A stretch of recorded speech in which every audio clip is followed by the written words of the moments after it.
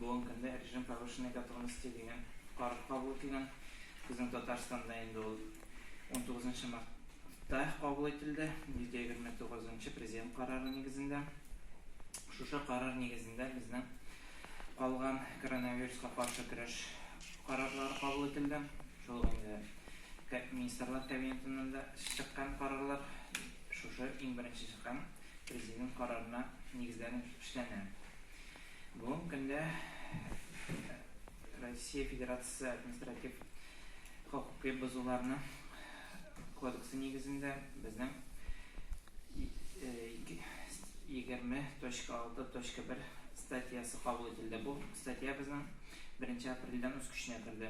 Бұл шушы статья негізінде невыполнение правил поведения при введении режима повышенной готовности на территории, на которой существует угроза возникновения чрезвычайной ситуации или в зоне чрезвычайной ситуации, за исключением случаев, предусмотренных частью 2 статьи 6.3 настоящего кодекса, влечет предупреждение или наложение административного штрафа на граждан в размере от 1 тысячи до 30 тысяч рублей, на должностных лиц от 10 тысяч до 50 тысяч рублей, на лиц, осуществляющих предпринимательскую деятельность без образования юрлица от 30 тысяч до 50 тысяч рублей, на юрлиц от 100 тысяч до 300 тысяч рублей. Действия, предусмотренные частью 1 настоящей статьи, повлекшие причинение вреда здоровью человека или имуществу, за исключением случаев, предусмотренных частью 3 статьи 6.3 настоящего кодекса, если эти действия не содержат уголовно наказуемого деяния, либо повторное совершение административного правонарушения, предусмотренного частью 1 настоящей статьи, влекут наложение административного штрафа на граждан в размере от 15 тысяч до 50 тысяч рублей, на должностных лиц от 300 тысяч до 500 тысяч рублей, или дисквалификацию на срок от 1 года до 3 лет, на лиц, осуществляющих предпринимательскую деятельность без образования юрлица от 500 тысяч до 1 миллиона рублей, или административная приостановление деятельности на срок до 90 суток, на юрлиц от 500 тысяч до 1 миллиона рублей, или административная приостановление деятельности на срок до 90 суток. Бұл қарар негізінде түгілі біздің елде сіз дегенде предпринимательский деятельность алып барғанда көп халық жерлей қалса елінде басқа бір контингент халықларына көлемге тартыла екен. Біздің енді уголовно-процессуальный кодекс негізінде тоже өзгерістер кірді. Бұл 31 мартта қабыл етілген өзгерістер. Аның негізінде біздің 213 статья, 236 статья яңа редакцияда башқарылып шығарылды. Бұл уголовный кодекста былай деп аталады. Статья 236 нарушение санитарных и эпидемиологических правил. Бұл нарушение негізінде енді біздің бұл причинение вреда по неосторожности, массовое заболевание или отравление людей, либо создавшие угрозу наступления таких последствий деп аталады. Бұл шарапта біздің кішіге штраф қаралған есейінде өзінің деятельностін тоқтатырған или ограничение свободы на срок до 2 лет деп. Кішіне өлімге кетірсе, бұл штраф 1 миллионға қатлы барда. Яғынан біздің ограничение свободы от 2 до 4 лет деп бара.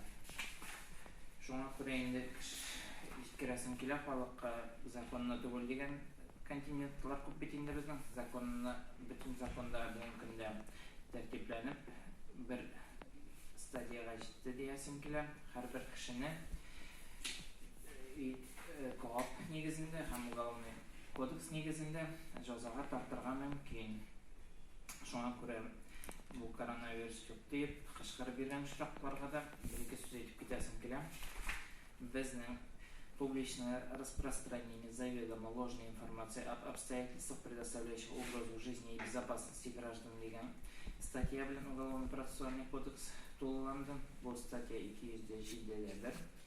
Публичное распространение под видом достоверных сообщений с заведомо ложной информацией об обстоятельствах, предоставляющих угрозу жизни и безопасности граждан и о принимаемых мерах по обеспечению безопасности населения и территории при приемах и способах защиты от указанных обстоятельств наказывается штрафом в размере от 300 тысяч до 700 тысяч рублей или в размере заработной платы или иного дохода осужденного за период от 1 года до 80 месяцев, либо обязательными работами на срок до 360 часов, либо исправительными работами на срок 1 года, либо ограничением свободы на срок до 3 лет.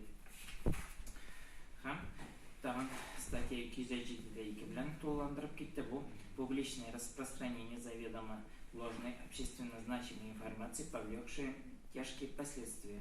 В отношении публичное распространение под видом достоверных сообщений заведомо ложной общественно значимой информации, повлекшей по неосторожности причинения вреда здоровью, наказывается штрафом в размере от 700 тысяч до 1 миллиона 500 тысяч рублей или в размере заработной платы или иного дохода осужденного за период до 80 месяцев, либо исправительными работами на срок до 1 года, либо принудительными работами на срок до 3 лет, либо лишением свободы на тот же срок. Шуңа күрә инде хәзер безнең бүгенге цифровой век заманында кешенең һәр хәрәкәте, һәр әйткән сүзе интернетта чагылып тора. Шуңа күрә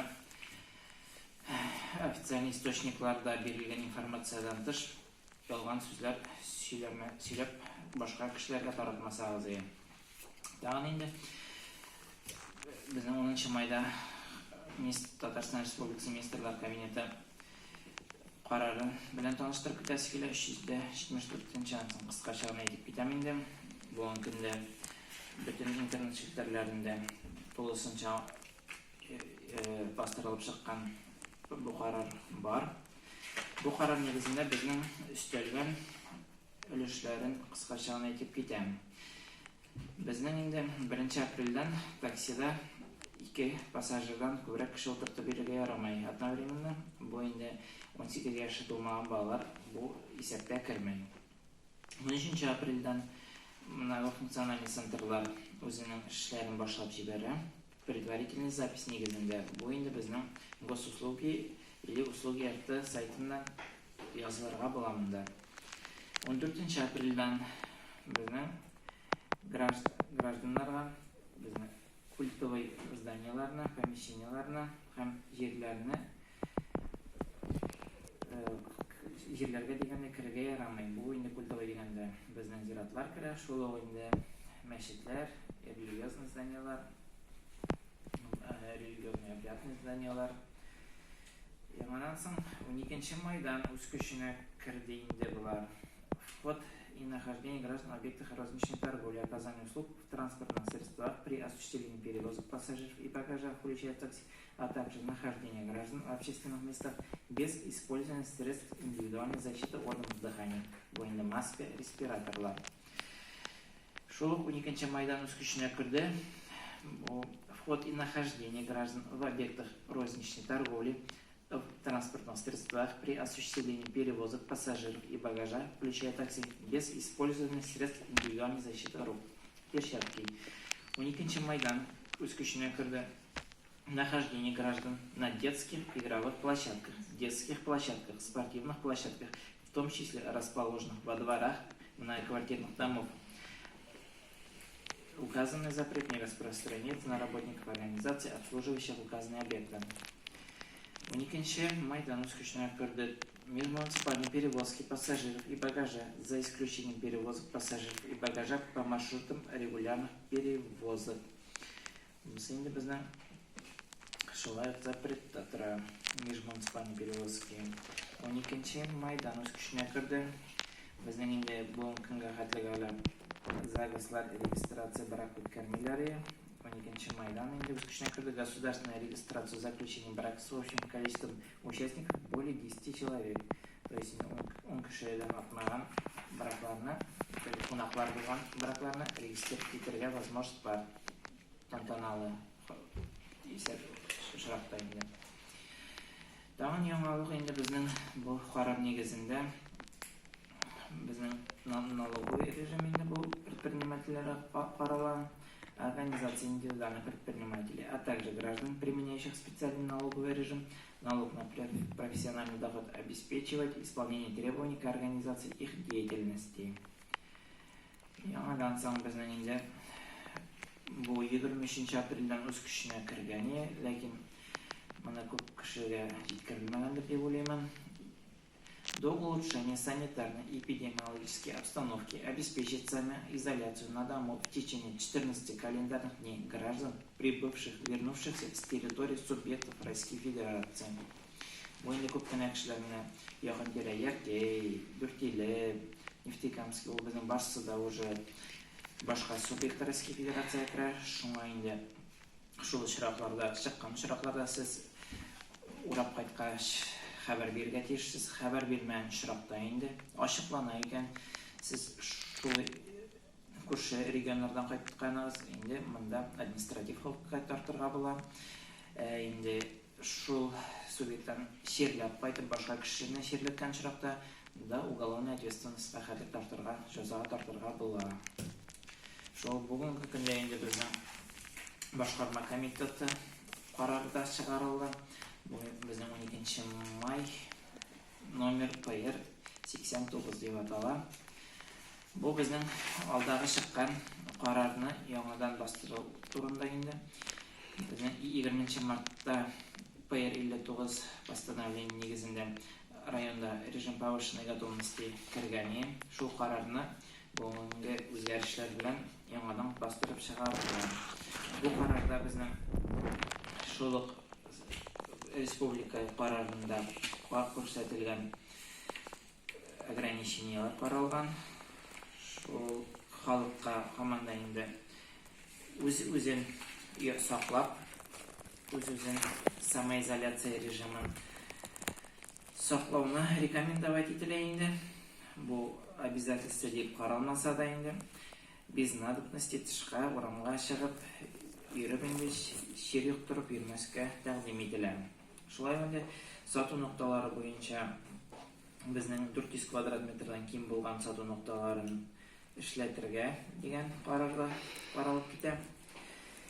Бұл енді мошаларға, сауналарға һәм енді башқа түр шушындай услугалар көрсетуші ұйымдарына ішлетмеске деп айтылып кете қарарда. Һәм башқа бұл қарар негізінде әйтәсе сүзлер білән біздің таныштырылып кеткен енді. Команда шул қарарда біздің 65 яштан үлкенірек һәм алданырақ айтып кеткен шер түрлері білән ауырлы кішілеріне өз изоляцияны қарау тәқдим етіледі.